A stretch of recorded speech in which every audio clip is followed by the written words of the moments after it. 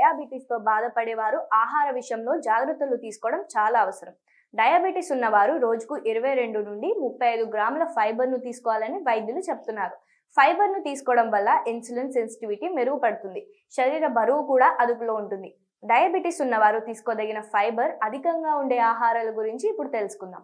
డయాబెటీస్తో బాధపడేవారు అవకాడోను తీసుకోవడం వల్ల మంచి ఫలితం ఉంటుంది.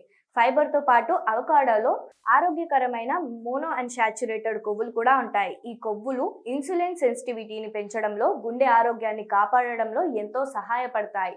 స్ట్రాబెర్రీ, బ్లూబెర్రీ వంటి పండ్లలో చక్కెర తక్కువగా, ఫైబర్, యాంటీ ఆక్సిడెంట్లు ఎక్కువగా ఉంటాయి. వీటిని తీసుకోవడం వల్ల శరీరంలో రోగనిరోధక శక్తి పెరగడంతో పాటు రక్తంలో చక్కెర స్థాయిలు కూడా అదుపులో ఉంటాయి.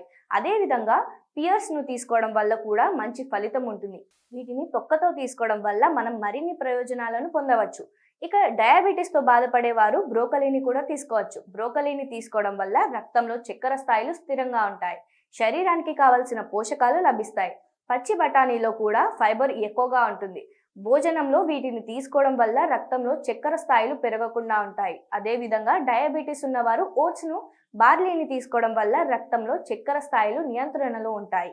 వీటిలో కరిగే ఫైబర్ ఎక్కువగా ఉంటుంది.